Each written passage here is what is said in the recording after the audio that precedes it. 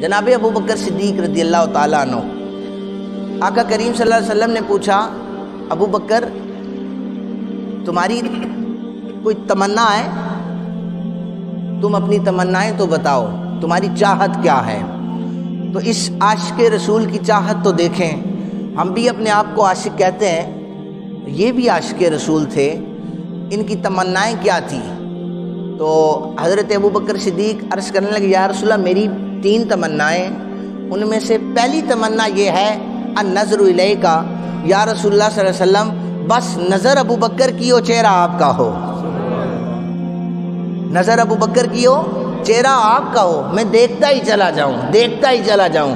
تو اللہ نے یہ تمنا پھر ایسے پوری کی کہ غار ثور تھا، اور پھر آقا کریم صلی اللہ علیہ وسلم آرام فرمانا چاہتے تھے، آپ نے آرام بھی گود ابو بکر صدیق میں کیا ہے، اور پھر حضرت ابو بکر ٹکٹکی باندھ کے مصطفیٰ کے چہرے کو دیکھ رہے ہیں، مسلسل دیکھے جا رہے ہیں۔ فرمایا ابو بکر صدیق تو کہتا تھا نا کہ میری تمنا ہے یار کے چہرے کا دیدار کروں، بس اب جی بھر کر دیدار کیے جا، تیری گود میں یار کا چہرہ ہے، اور چہرہ مصطفیٰ دیکھتا چلا جا اور دیدار مصطفیٰ کرتا چلا جا۔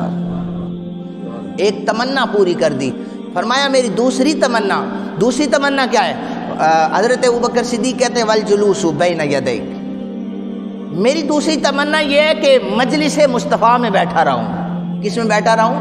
مجلس مصطفیٰ میں بیٹھا رہوں۔ سارے صحابہ کام کرتے، درس حدیث سنتے، گھروں کو چلے جاتے، اور پھر صحابہ میں اتنی تاب نہیں تھی کہ وہ آنکھیں کھول کر مصطفیٰ کے چہرے کو دیکھیں، وہ نہیں دیکھ سکتے تھے، لیکن حضرت ابو بکر پاک اور حضرت عمر فاروق رضی اللہ تعالیٰ عنہ، ان کے پاس اللہ نے یہ اتنا کرم فرمایا ہوا تھا کہ سارے صحابہ کے مجمع میں یہی 2 جید صحابہ کرام آقا پاک صلی اللہ علیہ وسلم کے چہرے کو دیکھا کرتے تھے۔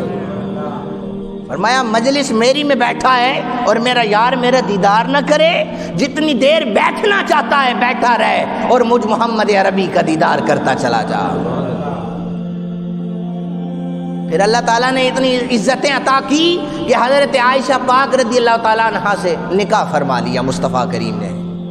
آپ نے فرمایا ہمیشہ کے لیے رشتہ داری جوڑ رہا ہوں، ہمیشہ کے لیے ابو بکر کو اپنے ساتھ جوڑ رہا ہوں۔ پھر فرمایا کہ ابو بکر تیری تیسری خواہش کیا ہے، تیسری تمنا کیا ہے؟